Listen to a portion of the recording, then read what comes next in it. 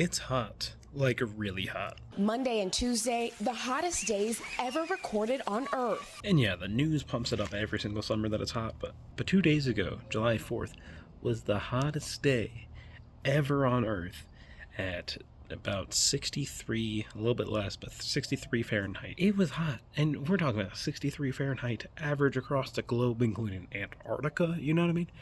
But yeah, the hottest day of all time. There was a sea of fire from molten rock. There were radioactive elements all around, and the surface temperature reached 4,700 degrees Celsius. That's about 8,500 degrees. Okay, so maybe not the hottest day of all time, but since record keeping started in 1979, the hottest day. And it broke the record set back in 2016. So why? Well, there's two reasons. First, it's El Nino, and El Nino is the boy.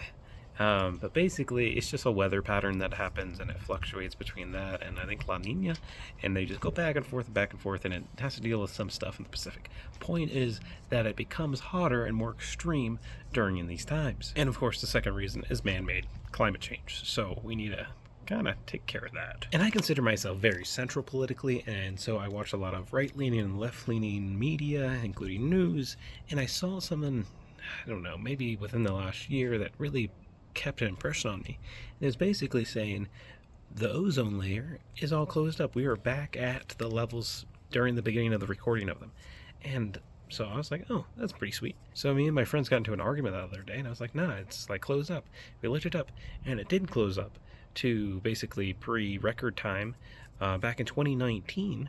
But then 2020, it went straight back up to everything else. So it was an outlier, and I got bamboozled by the right. That's what I did. I got totally bamboozled. And it's totally a thing, and I still knew that climate change was real and happening, but I just thought the ozone was fixed, but it's not fixed, so that's another concern. Point is, we still need to fight against climate change, so yeah, what can we do about it? Well, first, individuals don't matter, right? There's so many people that a single person doesn't matter, but it does matter if we collect ourselves and do things individually and hope that everybody else does it so we can actually make a change. And I believe that we need to have government oversight on these issues, not because they're super well functioning, but because if they don't, then we won't have the funds to go ahead and do the change we need to do. But I do have some individual tips so we can all help out and not be in this hot fucking weather all the time. It's like 105. I'll actually go ahead and show my thermostat right now. It's wild. It's freaking hot.